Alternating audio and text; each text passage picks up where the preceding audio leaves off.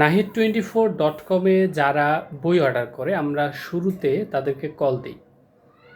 Nahid24 থেকে বলছি, আপনার কি বইটা লাগবে? ওপাশ থেকে বলে হ্যাঁ লাগবে। তারপরে আমরা বই প্যাকেট করে পাঠাই দিই।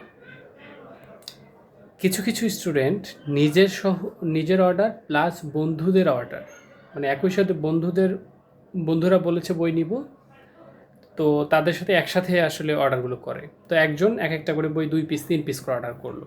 ওকে ফাইন, সব অর্ডার না, মাঝে মাঝে যে অর্ডারগুলো আমরা যত্ন সহকারে প্যাকেট করে একদম পলিথিন দিয়ে ব্যাগ দিয়ে সুন্দরভাবে মোড়ায় সুন্দর করে প্যাকেট করে পাঠিয়ে দিই।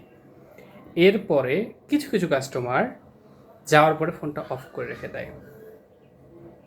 ফোন দিলে ধরে না, হোয়াটসঅ্যাপে মেসেজ দিলে বলে ভাইয়া দুঃখিত, ভাইয়া নিব না।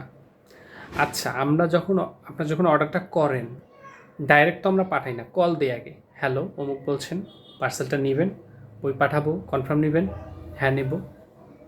তারপরেও যারা নেয় না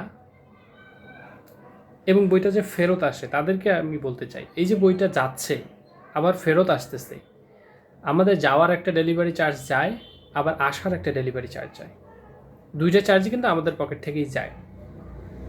এই যে আমাদের টাকাটা নষ্ট করলেন, এর জবাব কি আপনাকে দিতে হবে না? অবশ্যই দিতে হবে। শুধু আমার না, অনলাইনে যারা যেখান থেকেই যে কোনো কিছু অর্ডার করেন না কেন, হ্যাঁ, নেওয়ার পর যদি আপনার না নেওয়ার রিজন একটা থাকে, ভ্যালিড রিজন থাকে, তাহলে আপনি না নিয়েন, সমস্যা নেই। কিন্তু আপনি ফোনই ধরেন না, কলই ধরেন না। আবার কিছু কিছু স্টুডেন্ট বন্ধুদের সহ অর্ডার করার পরে পার্সেল যাওয়ার পরে সেই বন্ধু বলে না আমি এটা নিতে পারবো না, আমার কাছে এখন টাকা নাই। আরে বাবা, টাকা নাই তাহলে তুমি অর্ডার কেন করলা? এই যে ওর বন্ধুটা নিল না, তখন সে কী করলো, ওর প্যাকেটটা খুলে 2 পিস বই ছিল, সেখান থেকে 1 পিস নিল আর 1 পিস ফেরত দিল। এখন ওই 1 পিস যে ফেরত আসে সেটা কি কন্ডিশনে আসে আমি একটু দেখাই। এই যে দেখেন, এই কন্ডিশনে আসে, কেন আসে এই কন্ডিশনে? কারণ আমরা যতটা সুন্দরভাবে প্যাকেট করি, মজবুতভাবে প্যাকেট করি, প্যাকেটটা খোলার পরে ডেলিভারি ম্যান তো আর অত যত্ন সহকারে প্যাকেট করে না। প্যাকেট খুলে আপনি একটা নিয়ে নিলেন, আর বাকিটা যখন ফেরত আসে তখন এই কন্ডিশনে আসে। তো এই বইটা কি আমি এখন চালাইতে পারবো না, এটা এখন আমার ওয়েস্ট বই।